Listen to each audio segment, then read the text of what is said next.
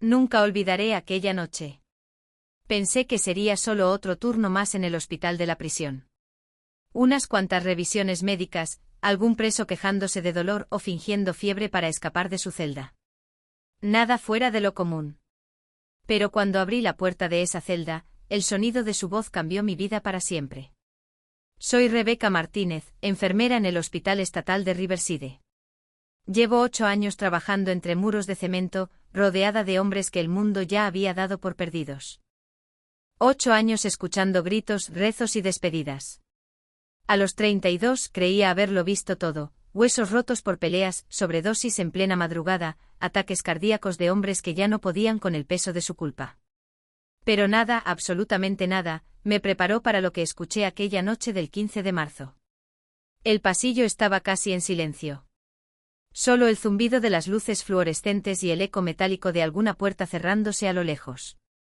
Era la hora en que el silencio se volvía pesado, casi insoportable, y uno podía escuchar hasta sus propios pensamientos. Caminaba con mi bolsa médica colgada del hombro, gasas, termómetros, tensiómetro, analgésicos, repasando los nombres en mi lista. 7 pacientes. 6 eran revisiones rutinarias. Pero el séptimo nombre me detuvo un instante. Marcos Torres. 38 años. Condenado a muerte. Ejecución programada en 18 horas. Tragué saliva antes de tocar su puerta. El expediente médico era corto, sin enfermedades crónicas, sin tratamiento. Solo una nota, evaluación final antes de la ejecución. Era un trámite. Nada más. Golpeé suavemente el marco metálico. Buenas noches, dije intentando mantener la voz firme. Soy Rebecca, la enfermera de turno. El hombre levantó la vista desde su cama. Era alto, delgado, con un cabello oscuro que empezaba a encanecer en las sienes. Sus ojos. Dios mío, sus ojos tenían una calma que me desarmó. No era el tipo de mirada que uno espera de alguien que está a punto de morir. Gracias por venir, respondió con una voz baja, serena. Sé que debe tener otros pacientes. Había leído su caso antes de entrar, condenado por robo armado que terminó con la muerte de un comerciante. 15 años atrás. Él siempre aseguró que el disparo fue accidental. Nunca lo sabremos. No era mi tarea juzgarlo. Mi trabajo era asegurarme de que estuviera físicamente apto para morir. Le tomé la presión. Normal. Frecuencia cardíaca, algo elevada, pero aceptable. Reflejos buenos. Temperatura estable. Él me observaba con atención, como si intentara memorizar mi rostro. Sentí sus ojos siguiéndome incluso mientras escribía en el portapapeles. ¿Cómo se siente esta noche? Pregunté sin levantar la vista. Físicamente bien, dijo. Emocionalmente, eso es otra historia. No supe qué responder. Llevaba años oyendo excusas, maldiciones, rezos a medio susurro. Pero nunca esa calma. Y entonces, con una voz casi quebrada, me preguntó algo que me dejó sin aliento. ¿Usted cree en la redención? Levanté la mirada. ¿Perdón? En la posibilidad de cambiar. De ser una persona distinta, incluso después de haber hecho algo terrible. No supe qué decir. En 8 años ningún preso me había hecho una pregunta así. La mayoría solo quería medicinas o quejarse del sistema. Pero este hombre hablaba desde otro lugar. Sí, respondí al fin. Creo que la gente puede cambiar. Lo he visto.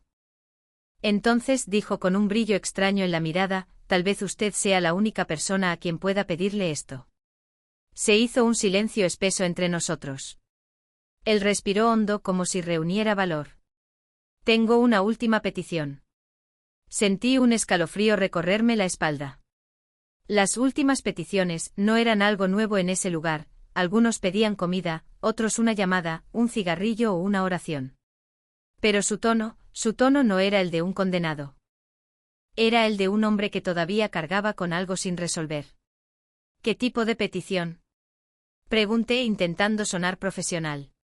Marcos bajó la mirada hacia sus manos y habló con voz temblorosa. Quiero que entregue una carta.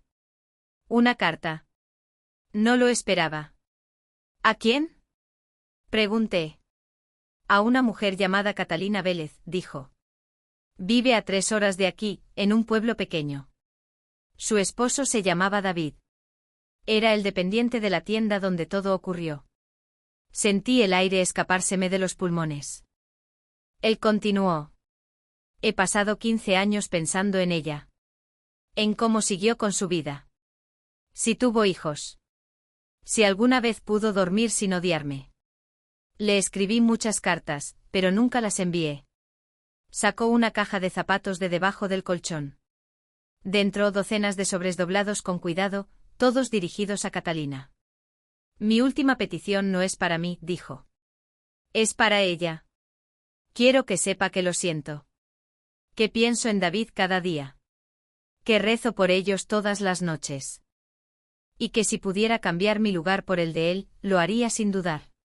Me quedé mirando la caja, muda. Era la primera vez que alguien me pedía algo así.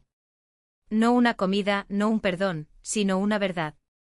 ¿Ha pensado en lo que eso podría causar? Pregunté despacio. Podría abrir heridas que ella lleva años intentando cerrar. Marcos asintió. Lo he pensado cada día durante 15 años.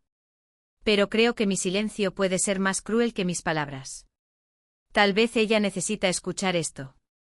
Tal vez mi perdón no es para mí, sino para ella. Me quedé sin argumentos. Había algo en su voz que no sonaba a manipulación. Sonaba a verdad. ¿Qué exactamente quiere que haga? Pregunté.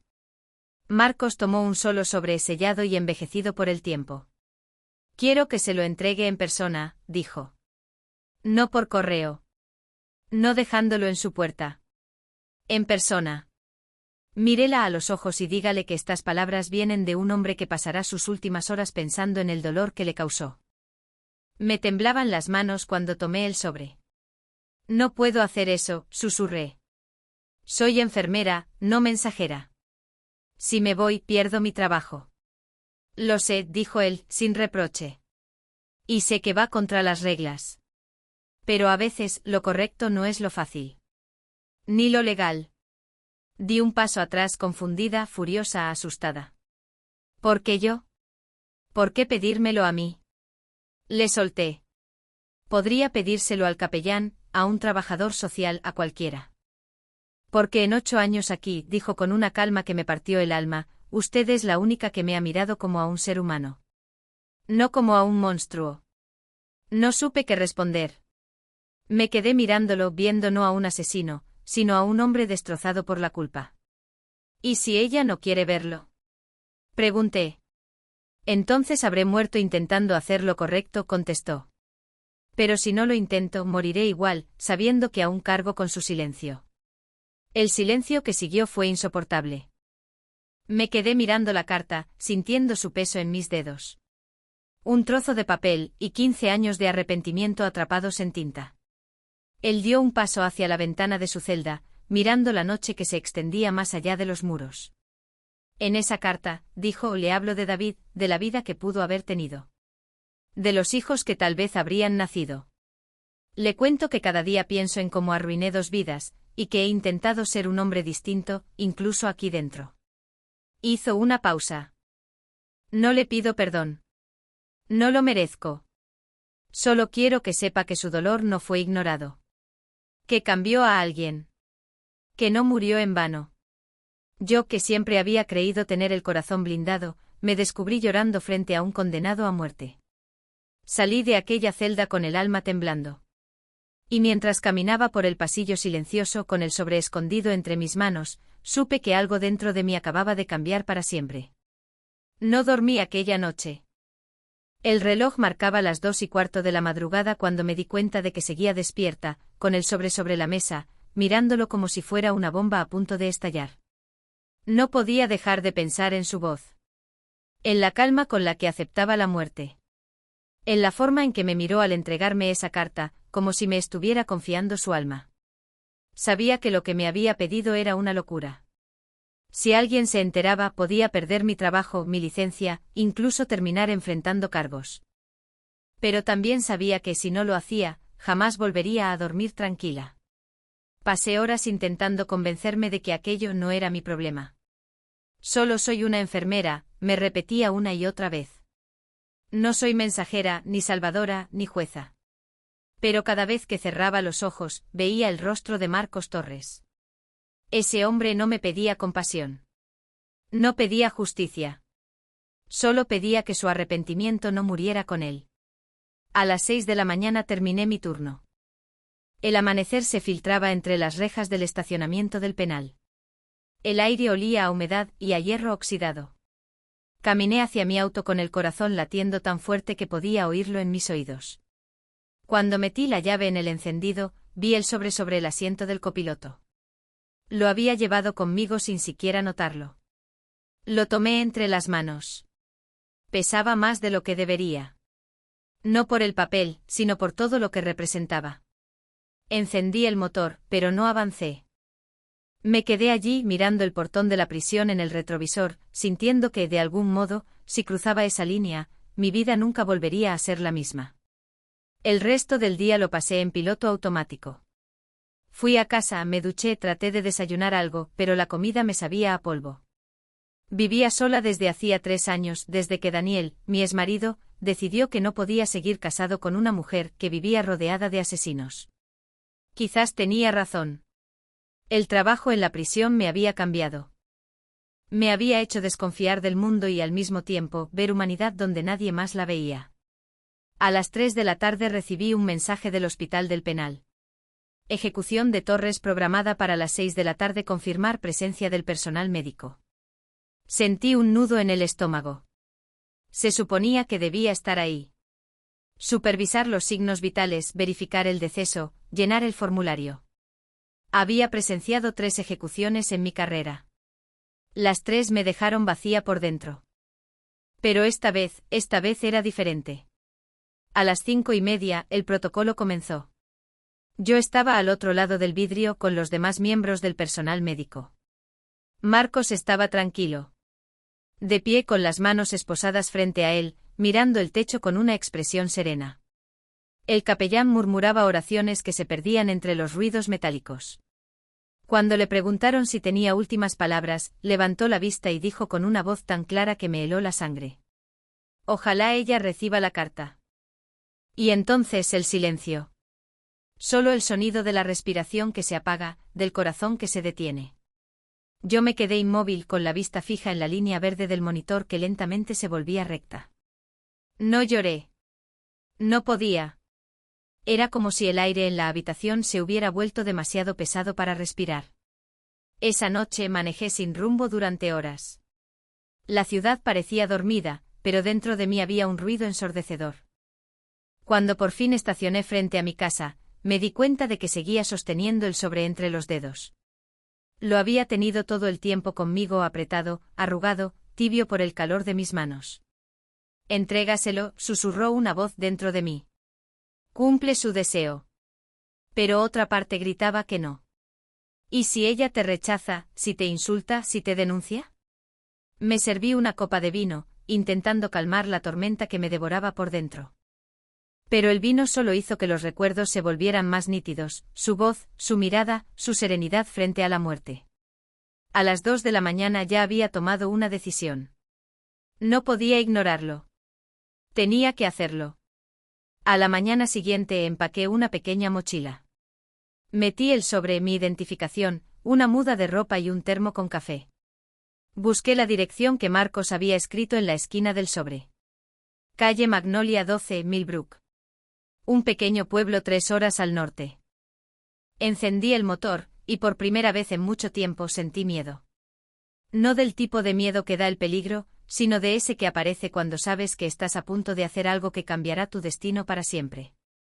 El camino hacia Millbrook era largo y solitario. Los campos se extendían a ambos lados de la carretera, dorados bajo el sol. Durante el trayecto pensé en mi vida, en todas las veces que había evitado involucrarme, escondiéndome detrás de mi uniforme blanco. Quizás esta era mi forma de redimirme también. Quizás mi propia alma necesitaba hacer esto tanto como la de él. 3 horas después, las calles se volvieron más angostas, las casas más pequeñas, los árboles más viejos. Millbrook parecía detenido en el tiempo. La gente caminaba despacio como si nada malo pudiera pasar allí. Estacioné frente a una casa modesta con un jardín lleno de flores secas y una cerca de madera desgastada. Era el número 12. La casa de Catalina Vélez. El corazón me golpeaba el pecho como si quisiera escaparse. Bajé del auto sosteniendo el sobre con las dos manos. Cada paso hacia esa puerta se sentía como si caminara dentro de un sueño del que no podía despertar. Toqué el timbre. Nada. Esperé unos segundos y golpeé suavemente la puerta. Escuché pasos lentos al otro lado. El chirrido de una cerradura girando. Y entonces la vi. Una mujer de unos 40 y tantos, con cabello oscuro recogido en un moño deshecho y ojos grises llenos de una tristeza antigua. Llevaba un delantal manchado de harina y olía a pan recién hecho. ¿Sí? Preguntó con voz cansada. Por un segundo me quedé muda.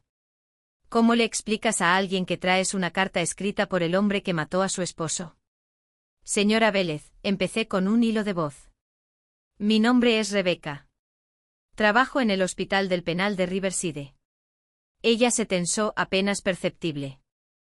Sus ojos me estudiaron con cautela, como si mi presencia allí trajera malas noticias. ¿El penal? Repitió. Sí, dije y tragué saliva. Vengo por algo que Marcos Torres me pidió antes de morir.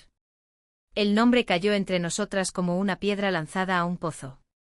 El silencio que siguió fue tan profundo que pude escuchar mi propio pulso. Ella retrocedió un paso, sus manos temblaron. ¿Qué dijo? Susurró. Yo respiré hondo sintiendo que el aire me ardía en los pulmones. Saqué el sobre de mi bolso con el temblor que no podía controlar. Esto es para usted. Sus ojos se clavaron en el papel. Por un instante no lo tomó. Y entonces lentamente lo extendió entre sus dedos, como si sostuviera algo sagrado o peligroso. Su mirada volvió a mí. ¿Qué dice aquí? Preguntó. Yo abrí la boca para responder, pero las palabras no salieron. Porque en ese momento supe que fuera cual fuera su reacción, nada volvería a ser igual. Catalina sostuvo el sobre largo rato, sin abrirlo. Sus dedos temblaban, pero su mirada estaba fija, perdida en algún punto entre el papel y el pasado. Yo sentía el corazón golpearme en el pecho, cada latido un recordatorio de que estaba presenciando algo que no debía, algo demasiado íntimo, demasiado humano. Finalmente lo abrió. Deslizó un dedo por el borde sellado y sacó una hoja doblada con cuidado. El sonido del papel al desplegarse fue como un suspiro. Me quedé de pie en la entrada, sin atreverme a moverme ni a respirar. El aire en la casa olía a pan recién horneado, pero también a tristeza antigua, a recuerdos encerrados. Catalina empezó a leer en silencio. Sus labios se movían apenas, pero sus ojos decían todo. Primero curiosidad. Luego sorpresa. Luego algo más oscuro, rabia. Dolor. Una lágrima cayó sobre el papel, dejando una mancha que se extendió lentamente. Yo quería hablar, pero no sabía qué decir. Después de un largo minuto, ella levantó la vista. ¿Y usted, lo vio morir? Preguntó con una voz ronca, casi quebrada. Asentí despacio. Sí. Estuve ahí. ¿Y estaba tranquilo? Mucho. No lloró. No suplicó. Solo dijo, esperaba que usted recibiera la carta. Ella cerró los ojos. Las lágrimas empezaron a correr libremente, pero no eran solo de tristeza. Eran lágrimas de algo más complicado, más profundo. Se levantó despacio, caminó hasta una mesa de madera llena de fotografías antiguas y dejó el papel junto a un marco con la imagen de un hombre joven de sonrisa amable. Él era David, dijo apenas en un susurro. Me acerqué unos pasos con respeto. El hombre de la foto tenía la misma serenidad que había visto en Marcos. Una coincidencia cruel. O tal vez no. Catalina se giró hacia mí. ¿Por qué lo hizo? Preguntó. ¿La carta? No. Todo. El robo, la muerte, la culpa. ¿Por qué esperó 15 años para decirme esto? No supe qué responder. Solo pude repetir las palabras que él me había dicho. Porque tenía miedo de lastimarla más. Y porque creía que su silencio era una forma de protegerla. Pero al final comprendió que su silencio era cobardía. Catalina se cubrió el rostro con las manos. La escuché sollozar, una mezcla de rabia contenida y alivio. Era como si cada lágrima abriera una grieta en una muralla que llevaba años construyendo. Durante tanto tiempo, dijo entre sollozos, lo odié. Lo odié cada noche, cada vez que veía la silla vacía frente a la mesa, cada vez que me acostaba sola. Su voz se quebró. Y ahora me escribe que piensa en David cada día. ¿Qué hago con eso, dígame? ¿Qué se supone que haga con eso? Yo la miré sin atreverme a acercarme más. No creo que espere nada de usted, susurré. Solo quería que supiera que su dolor no fue en vano. Ella dejó escapar una risa amarga. No fue en vano. ¿Y qué me devuelve eso? ¿Qué me devuelve los años sola? Silencio. Solo el tic-tac del reloj de pared llenaba el espacio. Después de unos segundos, Catalina volvió a mirar la carta. En una parte dice, leyó con voz temblorosa, si pudiera cambiar mi vida por la de David, lo haría sin dudar. Pero como no puedo, intento vivir de una manera que él aprobaría. Sus ojos se nublaron. ¿De verdad escribió eso? Sí. Lo recuerdo palabra por palabra. Ella bajó la mirada, como si luchara contra algo dentro de sí. Yo pensé que cuando lo ejecutaran sentiría alivio. Que por fin todo terminaría. Pero no siento eso. ¿Qué siente? Vacío. Y algo que me da miedo decir en voz alta, compasión. Me quedé muda. En ese instante supe que algo irreparable se había movido en ella. Que ese pedazo de papel había roto algo, pero también había empezado a sanar algo que llevaba demasiado tiempo dormido. Pasamos horas hablando. Catalina me contó cómo había sido su vida después de la muerte de David, las noches sin dormir, los amigos que desaparecieron, la familia que no sabía cómo consolarla. Me habló del grupo de apoyo que creó para otras víctimas, de cómo fingía estar bien para los demás, pero por dentro seguía rota. Yo escuchaba en silencio. Cada palabra suya era un espejo de mis propios vacíos. Cuando me habló de la culpa, entendí que no solo Marcos había buscado redención. Tal vez yo también la estaba buscando. Cuando el sol empezó a caer, Catalina dobló la carta y la guardó en una pequeña caja de madera. No sé si podré perdonarlo, dijo. Pero al menos ahora sé que su arrepentimiento fue real. Asentí. Eso es lo único que él quería. Ella me miró con ojos cansados pero más claros. ¿Y usted por qué hizo esto? Tragué saliva. No tenía una respuesta clara. Solo dije la verdad. Porque en su mirada vi algo que no veía en mis pacientes hace mucho tiempo, humanidad. ¿Y cree que eso basta para arriesgarlo todo? Preguntó arqueando una ceja. No lo sé, respondí. Pero si no lo hacía, no podría seguir mirándome al espejo. Catalina me observó por un largo rato en silencio. Luego asintió lentamente. Quizás, ambos necesitábamos esta carta. Me quedé esa noche en su casa. Dormí en un sofá pequeño junto a la ventana, escuchando el crujido de los árboles afuera. No podía dejar de pensar en Marcos. En cómo de algún modo, él había logrado unir dos vidas destrozadas con unas pocas líneas de tinta. A la mañana siguiente me despertó el olor a café recién hecho.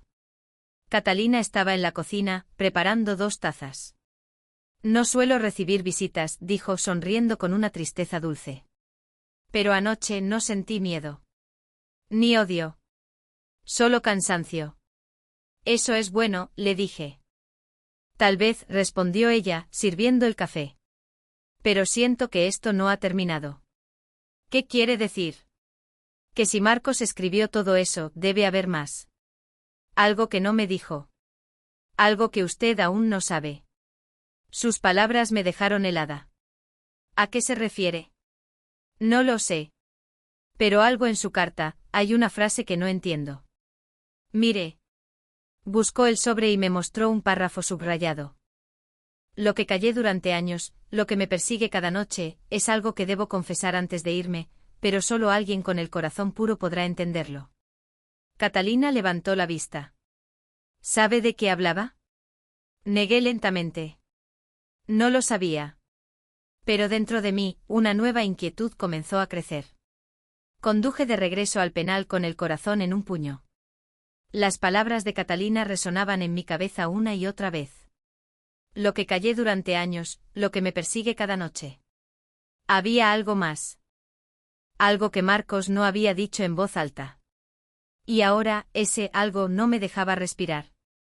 El amanecer teñía el cielo de un gris enfermizo cuando pasé el primer control de seguridad. Los guardias me saludaron con indiferencia, ninguno sospechaba que tras mi semblante sereno, llevaba dentro un torbellino de preguntas. Tenía que saber la verdad. No podía dejar que Marcos se llevara ese secreto a la tumba. Entré en la oficina médica fingiendo que venía a entregar informes. Mis manos temblaban al abrir el archivo digital. Busqué su expediente, Torres Marcos, ingreso 2008, caso 341B, clic. Las primeras páginas eran frías, burocráticas, historial médico, evaluaciones psicológicas, reportes de conducta ejemplar. Pero en la carpeta de observaciones encontré algo inusual, un archivo sellado con una nota del capellán del penal. Confidencial. Solo abrir en caso de fallecimiento. Mi respiración se detuvo. El archivo estaba desbloqueado. Y por un impulso que no supe controlar, lo abrí. Dentro había una carta. Una segunda carta. Fechada 3 días antes de su ejecución. Dirigida a quien encuentre la verdad. Si estás leyendo esto, es porque ya no estoy en este mundo. He cargado con un pecado que no es solo mío, sino de alguien más. No fui el único en aquella tienda. Yo llevaba el arma, sí, pero no fui quien disparó. El que apretó el gatillo fue mi hermano. Sentí como la sangre me abandonaba el rostro. Leí las líneas una y otra vez, sin poder creerlo. Mi hermano menor, Samuel Torres, estaba conmigo esa noche. Yo traté de detenerlo. Todo fue un caos, un grito, un segundo, y David cayó. La bala no era mía. Pero la culpa sí. Y cuando los policías llegaron, él huyó. Yo no lo delaté. No podía. Era sangre de mi sangre. Me llevé una mano a la boca, conteniendo un grito. Durante el juicio guardé silencio. No quería destruir otra vida. Pensé que al asumir la culpa podía protegerlo, que tal vez ese sacrificio me redimiría. Pero me equivoqué. La culpa no se comparte. El silencio es otra forma de muerte. Mi corazón latía con fuerza. Había un nombre, una dirección, una fecha. Samuel Torres. Último domicilio, Colonia Esperanza, Ciudad Central.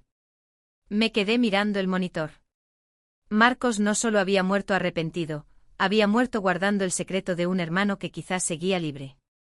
Salí de la oficina con el estómago revuelto. Cada paso por los pasillos fríos del penal sonaba más pesado que el anterior. Me crucé con el capellán, el padre Esteban, un hombre de barba blanca y mirada tranquila. Hermana Rebeca, dijo, no esperaba verla tan pronto después de lo de anoche. No pude fingir serenidad. Padre, necesito hablar con usted. Es sobre Marcos Torres. Sus cejas se fruncieron con preocupación. Me llevó a su despacho, una pequeña habitación con paredes tapizadas de crucifijos y carpetas de papel. ¿Qué sucede?, preguntó. Le mostré la impresión de la carta. Él la leyó en silencio, sin cambiar la expresión. Cuando terminó, suspiró. Lo sabía, dijo al fin. ¿Qué? Sabía esto y no lo reportó. Marcos me lo confesó hace un año. Y no hizo nada. Un hombre inocente podría haber muerto en su lugar. No, Rebeca. Nadie era inocente en esa historia. Sus palabras me descolocaron. ¿Qué quiere decir? Samuel ya estaba muerto cuando Marcos me lo contó. El silencio me golpeó como una ola. ¿Muerto? Sí. Murió en un asalto en Ciudad Central. Lo encontraron con un arma en la mano y una bala en el pecho. Nunca supieron quién era. Marcos se enteró por un nuevo interno que lo reconoció en las noticias. Desde entonces cambió. Encontró paz, si se le puede llamar así. Me quedé paralizada. Marcos había cargado con la culpa de su hermano toda la vida, solo para descubrir que la justicia, de una forma cruel, ya lo había alcanzado. Entonces, ¿por qué no lo dijo antes de morir? Pregunté. El padre Esteban sonrió con tristeza. Porque no buscaba limpiar su nombre, Rebeca. Buscaba limpiar su alma. Esa noche volví a casa destrozada. Encendí una vela frente a la ventana y saqué la carta de Marcos que había leído Catalina. Me di cuenta de que su mensaje escondía otra capa, un código de culpa y redención que ahora comprendía con claridad. Si pudiera cambiar mi lugar por el suyo, lo haría sin dudar.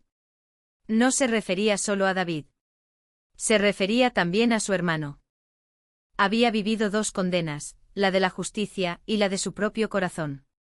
Me quedé mirando la llama hipnotizada, mientras el viento golpeaba los cristales. ¿Debía contarle a Catalina la verdad? ¿O dejar que el muerto descansara en paz? Sabía que si le decía lo que había descubierto, todo el frágil equilibrio que había encontrado se derrumbaría. Pero si callaba, me convertiría en cómplice del mismo silencio que había consumido a Marcos. No dormí. A las 5 de la mañana ya estaba conduciendo de vuelta a Millbrook. Cuando llegué, Catalina estaba regando su pequeño jardín. Al verme, dejó caer la regadera. Sabía que volvería, dijo. Lo leí en su cara anoche. Hay algo que necesita saber. Entramos a la cocina. El aroma del café fresco llenaba el aire, pero mi estómago estaba cerrado. Puse la hoja impresa sobre la mesa. Ella la leyó despacio. Al llegar al nombre Samuel Torres, su expresión cambió por completo. ¿Tenía un hermano? Susurró. Asentí. Sí.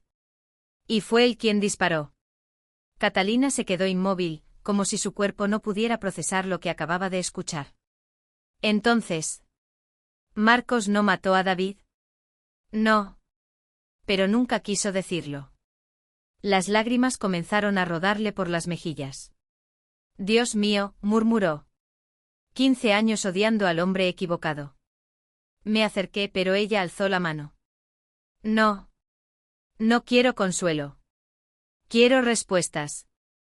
Ya no las hay, dije suavemente. Ambos están muertos. No. Usted no entiende. Me miró con los ojos encendidos. Si Marcos sabía que su hermano fue el asesino, ¿por qué aceptó morir por él? No supe responder. Catalina se levantó de golpe. Porque quizás, no lo hizo solo por culpa, susurró. Quizás lo hizo por amor. Su voz tembló al pronunciar esas palabras, pero supe que tenía razón. En los ojos de Marcos aquella noche yo había visto algo más que arrepentimiento. Había visto ternura. Una especie de devoción hacia la memoria de David, y sin saberlo, hacia la mujer que ahora lloraba frente a mí. Nos quedamos en silencio mucho rato, hasta que Catalina rompió la quietud. Rebeca, dijo despacio. Si él cargó con la culpa de otro, su historia no puede quedar así. ¿Qué quiere decir? Que su sacrificio debe servir para algo. ¿Algo como qué? No lo sé aún. Pero tengo una idea, y la necesito viva. Su mirada tenía una fuerza nueva, una decisión que me asustó y me fascinó al mismo tiempo. ¿Qué va a hacer? Pregunté. Ella me miró fijamente. Voy a contar la verdad. Pero no a la prensa, ni a los jueces. A quienes realmente lo necesitan, los que todavía viven con odio. Catalina me pidió que la acompañara. No me dijo a dónde íbamos, solo que debía confiar en ella. Y aunque todo en mi interior me gritaba que dijera que no, asentí. Porque algo en su voz, una mezcla de determinación y calma, me hizo entender que este viaje no era solo suyo. También era mío. Salimos de Millbrook al amanecer. El aire olía a tierra húmeda y a promesa de tormenta. El silencio entre nosotras era espeso, pero no incómodo. Yo conducía y Catalina miraba por la ventana, con la carta de Marcos en las manos, como si fuera una brújula. ¿A dónde vamos? Pregunté finalmente. A cerrar un ciclo, respondió sin mirarme. Donde todo comenzó. No tuve que preguntar más. Supe que se refería a la vieja tienda donde David había muerto. 15 años habían pasado, y aún así, en su voz se sentía el temblor de alguien que nunca salió del lugar del crimen. Llegamos a las afueras de Riverside poco antes del mediodía. La tienda ya no existía. En su lugar había un pequeño taller mecánico con un cartel oxidado. Catalina bajó del auto despacio como si temiera que el suelo se abriera bajo sus pies. Aquí, susurró. Aquí me lo quitaron todo. Yo la observé en silencio. Sus ojos se humedecieron, pero no lloró. Era un dolor demasiado viejo para lágrimas nuevas. Caminó hasta la acera, apoyó una mano en el muro de ladrillo y cerró los ojos. ¿Sabes lo peor, Rebeca? Me dijo sin mirarme. Que nunca pude odiarlo del todo. ¿A Marcos? Sí. Algo en mí siempre sintió que había más. Que aquel disparo no era toda la historia. Y tenías razón. Catalina sonrió con tristeza. Tal vez por eso no pude rehacer mi vida. Porque sin saberlo esperaba este momento. El viento levantó polvo y hojas secas. Y en ese silencio extraño, sentí que el alma de ese lugar aún estaba allí, observándonos. Esa noche nos hospedamos en un motel de carretera. El televisor zumbaba con noticias que ninguna de las dos escuchaba. Catalina sostenía una taza de café frío y yo no podía apartar la vista de sus manos, tan firmes y frágiles a la vez. ¿Sabes algo?, dijo de repente. He pasado años enseñando a otras personas a perdonar. A madres, esposas, hermanos. Pero ahora que me toca a mí, no sé cómo hacerlo. Nadie sabe, respondí. El perdón no se enseña. Se aprende a golpes. Ella sonrió. ¿Tú también cargas con algo? Me quedé helada. ¿Por qué lo dices? Porque solo alguien que conoce la culpa mira así. Guardé silencio. Había cosas de mi pasado que nunca había contado a nadie. Pero allí, en esa habitación con olor a tabaco viejo y flores marchitas, sentí que podía hacerlo.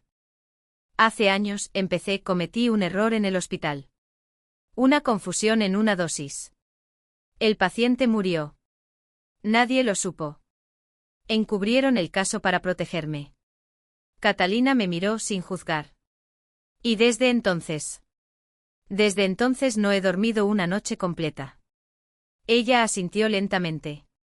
Entonces entiendes lo que sentía Marcos. Vivir sabiendo que no puedes cambiar lo que ya hiciste. Nos quedamos en silencio. Dos mujeres, dos culpas, dos vidas atravesadas por el mismo deseo, redención. A la mañana siguiente Catalina me pidió detenernos en una iglesia al costado del camino. Era pequeña, de paredes blancas y bancos de madera. Dentro olía a cera y a polvo. Encendió una vela frente al altar y sacó la carta de su bolso. No quiero guardarla más, dijo. Ni esconderla, ni huir de ella.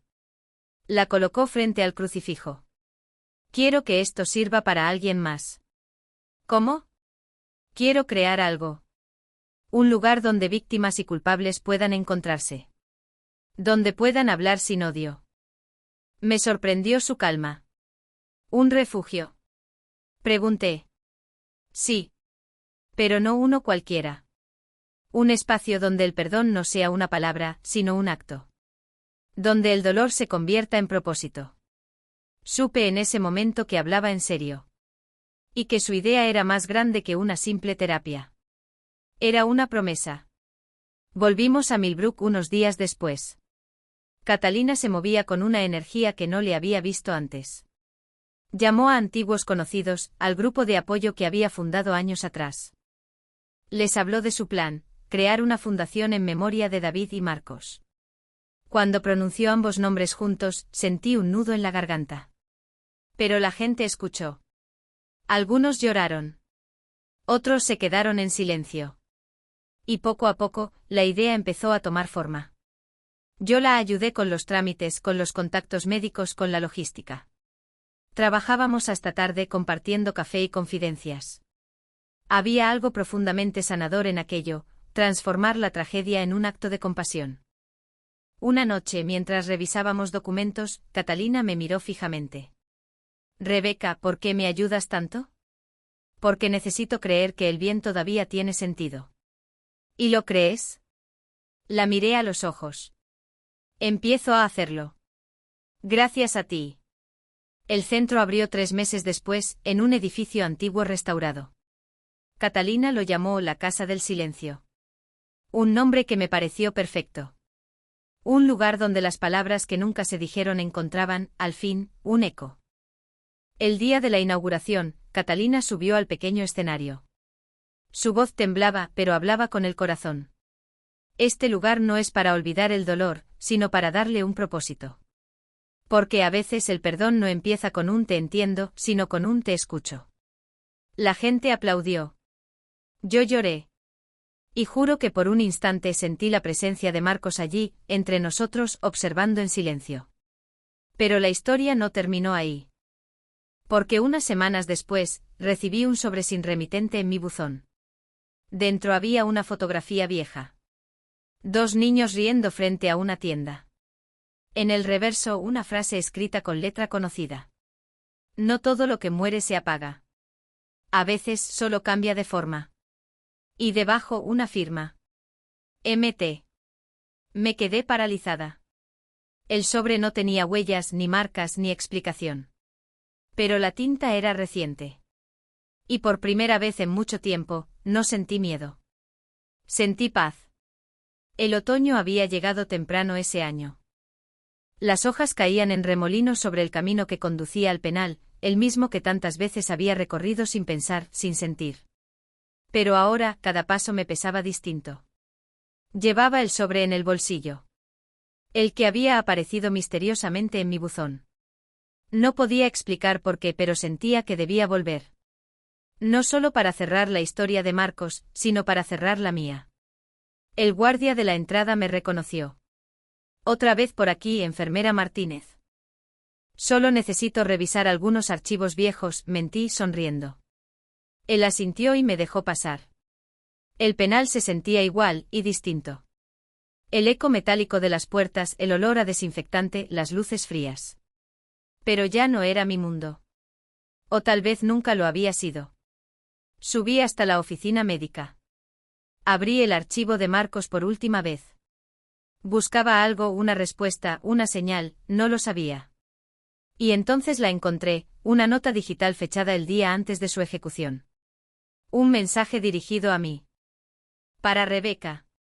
Si alguna vez vuelves a leer estas palabras, es porque lo que debía callar ya está cumpliendo su destino. Te agradezco lo que hiciste, aunque sé que te trajo problemas. No te elegí por casualidad. Te elegí porque tu nombre apareció en mi vida muchos años antes de que nos conociéramos. Sentí un escalofrío recorrerme la espalda. Seguí leyendo. Tu hermano trabajó conmigo. Se llamaba Daniel Martínez. Fue el paramédico que intentó salvar a David aquella noche. Yo lo vi, y él me vio. Nunca habló. Nunca me delató. Pero cuando lo arrestaron por otro asunto, años después, me escribió. Me habló de ti. De la enfermera que dedicaba su vida a curar lo que el mundo rompía. Dijo que tú eras la única persona capaz de entender el peso de la culpa. Y tenía razón. Mis rodillas flaquearon. Tuve que apoyarme en la mesa. Daniel. Mi hermano. Aquel con el que había perdido contacto después de sus problemas con la ley. Había muerto hace 5 años de una sobredosis. Nunca supe toda la verdad sobre lo que lo llevó a eso. Hasta ahora. Cuando Daniel murió, supe que debía encontrar la manera de cerrar el círculo. Y cuando te vi por primera vez en el hospital de la prisión, comprendí que el destino había puesto el final en las manos correctas. Me temblaban las manos. No podía leer más, pero lo hice. Gracias por escucharme aquella noche. Gracias por llevar la carta. Y gracias por recordarme que incluso los condenados podemos morir siendo humanos. Si algún día sientes que la culpa te ahoga, busca la luz en lo que hiciste por los demás. Yo la encontré en ti. Lloré. No por Marcos. No solo por Daniel. Lloré por todos los silencios que habían tejido nuestras vidas. Por las verdades que nos habían unido sin que lo supiéramos. Salí al patio del penal. El aire era frío, pero el sol empezaba a abrirse paso entre las nubes. Me senté en el banco donde solía descansar durante mis turnos y saqué el sobre que había traído conmigo. La fotografía de los dos niños. En el reverso, la frase: no todo lo que muere se apaga. A veces solo cambia de forma. La sostuve entre los dedos, observando las sonrisas infantiles, tan inocentes, tan lejos del horror que vendría después. Y entendí. Marcos no me había enviado esa foto solo para despedirse. Era un mensaje. Nada termina del todo.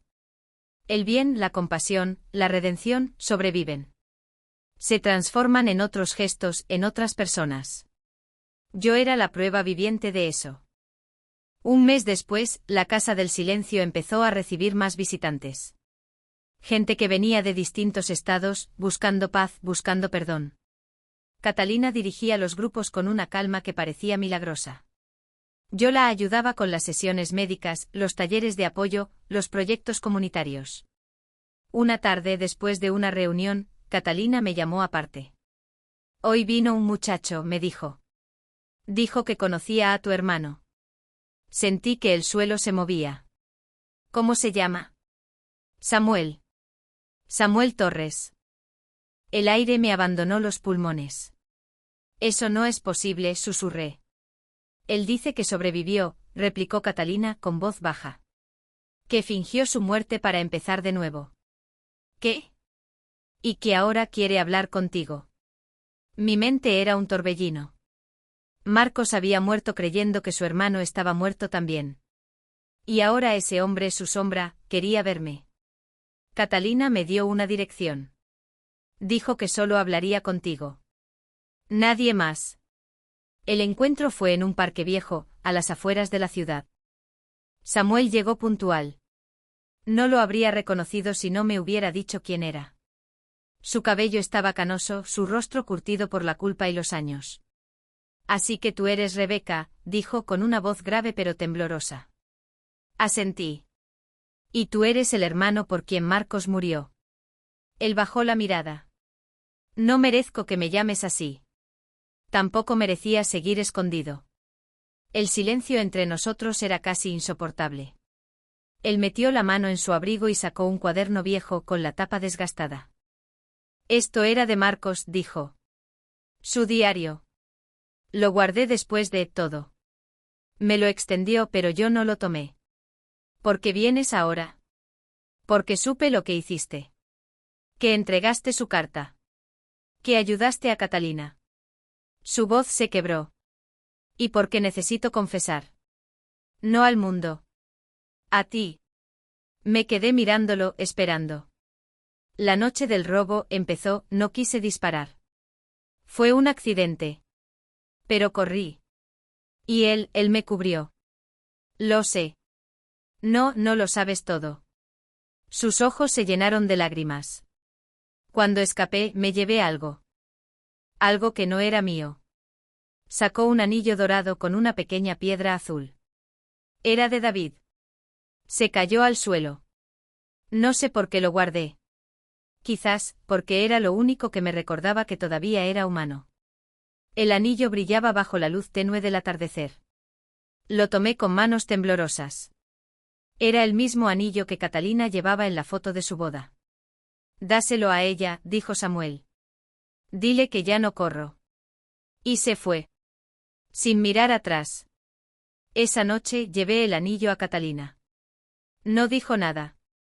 Solo lo sostuvo entre los dedos, cerró los ojos y murmuró. Ahora sí puedo descansar. Colocó el anillo en la caja junto a la carta. Y encendió una vela. Nos quedamos en silencio largo rato, observando cómo la llama se movía suave, como si respirara. Entonces lo entendí. El perdón no borra el pasado. Pero lo transforma. Días después, cuando cerraba la clínica, encontré una pequeña nota en la puerta. No tenía firma. Solo decía: gracias por ser la luz donde otros solo veían sombras.